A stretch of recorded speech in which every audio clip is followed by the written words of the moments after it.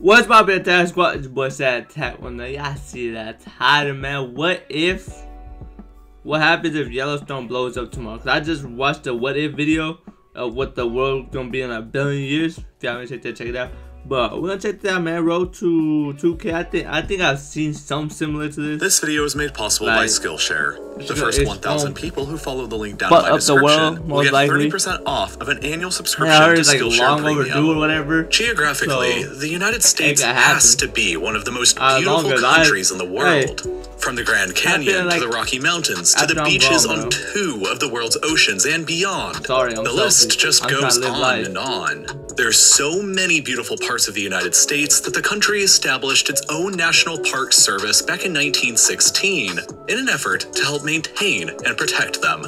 And in total, the service is now in charge of 63 of these protected areas, and when combined together, they cover an area of 85 million square kilometers, which is roughly the same size as the entire country of Germany.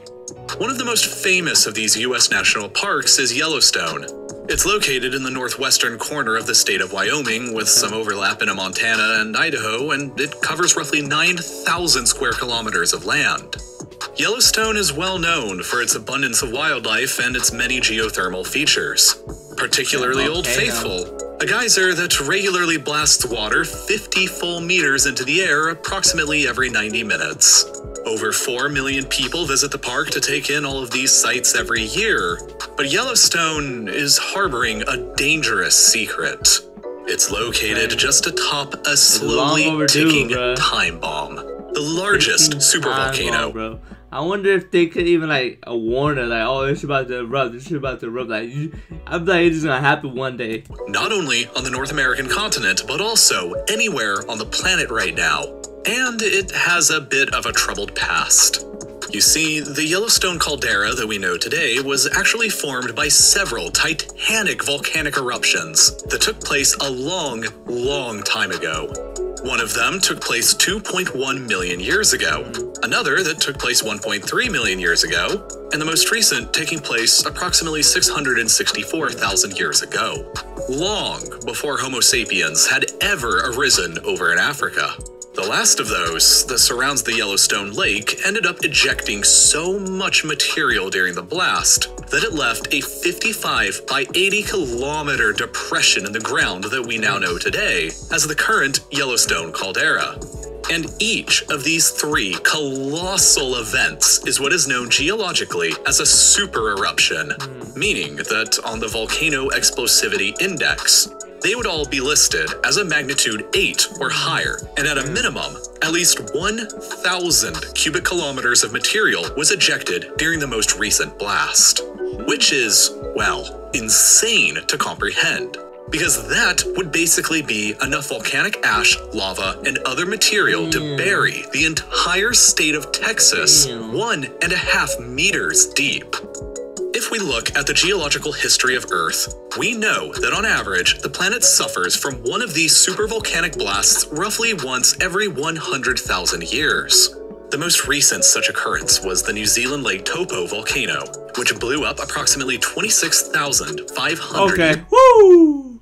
We got 75,000 years ago.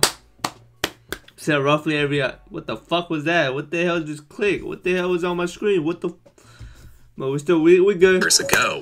But by looking at the history of the Yellowstone eruption specifically, a disturbing pattern begins to look like it's emerging. The second most recent explosion took place about 800,000 years after the third most recent, while the most recent one happened about 636,000 years after that one. Whoa. And as mentioned previously, this most recent event happened 600 and... Whoa, I don't like this number. This number was cool. I was gonna say we still got 136,000 more years. We good. I'm still good. But this one, hey, we 28,000 years overdue, bro. So relax, chill another like 200-300 so my kids and my grandkids, whatever. But hey, chill.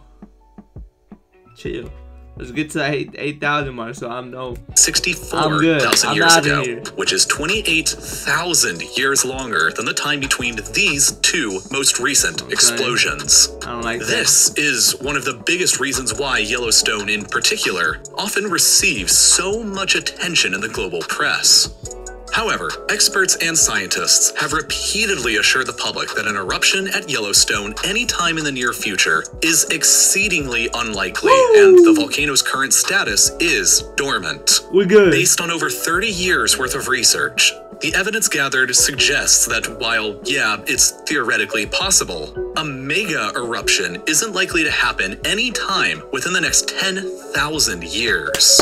Keep in mind that on the geologic timeline, it took roughly 800,000 years between event number 3 and event 2, which is 136,000 years longer than we've gone now since event 1. But that's not really any fun. If Yellowstone defied all of the odds and blew up today anyway, how bad would it actually be? Let's do some speculation. The whole Yellowstone volcanic system itself is huge. Like, it's way bigger than you probably think it is. For example, the magma chamber that lies underneath the national park today is estimated to be a single connected chamber that is 60 kilometers long, 29 kilometers wide, and 8 kilometers deep, and holds an absolutely absurd amount of molten lava. This chamber is fed by a gigantic plume of molten rock that wells up from hundreds of miles beneath the Earth's surface. And fascinatingly, as this magma rises up into the chamber and cools, the ground above will periodically rise and fall. And because of this, the elevation of ground within the Yellowstone Park will fluctuate up or down by a few inches a year. Now, before any massive eruption would take place, it would very likely be preceded by a huge amount of seismic activity. Basically a warning sign that something really bad was about to happen.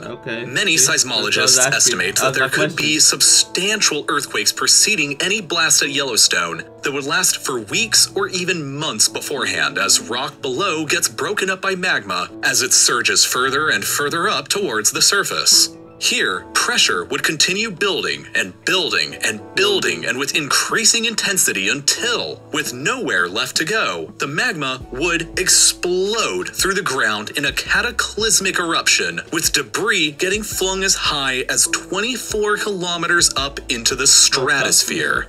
Shortly afterwards, the lava flows themselves would engulf the surrounding area and anywhere inside a range of 65 kilometers from the epicenter. Motherfucker, you're talking about kilometers. Bro, come on. What the fuck? Where's my phone at? How many feet is that? Danger of becoming literally. Fuck this shit. Bro, keep talking about kilometer, bro. Miles? Should we do miles? Fuck it. Let's do feet. 1 kilometer equals. God damn! Holy shit, how many, wait, what the fuck, put 24, I think. Shit! Is that shit right? Someone in the math business, let me know, is that right? God buried damn, in lava, which is basically the entire territory of the national park itself. Beyond this immediate danger of burning, the blast would eject 1,000 cubic kilometers of material up into the sky, creating a type of umbrella cloud expanding evenly in all directions and darkening the skies over most of the North American continent. This cloud would rain down toxic volcanic ash across the entire mainland United States. Wyoming, Idaho, Colorado, Montana, and Utah will, however, experience the most significant devastation and will probably be almost completely buried with up to a meter thick of hot volcanic ash. Denver, Salt Lake City, and Boise will be severely damaged or just outright destroyed. Meanwhile, across the Midwest, Nevada, and southern Alberta, there would still be inches of ash coating everything in sight. Even the Atlantic and Pacific coasts would likely see a small dusting, although much of it would be highly dependent on the time of year and weather patterns involved. Basically, if you're looking at this map, everything in blue would be completely wiped out. Everything in purple would be highly damaged. Everything in orange would be sort of damaged. And everything in yellow would be mildly damaged. Okay, the North American... We're mildly. Okay. We like sound like down here and shit. continent would take a pretty significant bruise. Ooh, but the worst part of all of this would obviously be the terrible toll that it would take on human life. With a full meter of ash possibly being poured down upon you and your city, even if you are not close enough to see the volcano, it could still possibly kill not only you, but also plants, animals, and even crush buildings with the sheer weight of dense ash deposits. Even just a few inches of ash can completely ruin farmland, clog up roadways, and create serious respiratory issues for large amounts of the population. Not to mention that it would take out key infrastructure, contaminate water supplies, down power lines, prevent nearly all air travel on the entire continent, and even take out electrical transformers, which would bring America's power grid to a complete and utter halt. What could be even worse is that the ash would likely wipe out the entire Midwest's crop of corn and soybeans, and could even poison the farmland for an entire generation. This would make food production within the United States severely crippled, and America would likely have to rely on food imports from other continents in order to survive. But beyond the absolute chaos going on across North America, a volcanic eruption this big would also have a major impact on the global climate and affect everybody who lives on this planet in some way. You see, volcanoes can emit sulfur aerosols that are capable of reflecting sunlight back away from the Earth, which causes the climate to cool down. For example, most recently, when Mount Pinatubo erupted in the Philippines in 1991, it's estimated that it cooled the planet by an entire 1 degree for at least a few years. And that's not to mention the Great Tambora eruption, which occurred in Indonesia in 1815.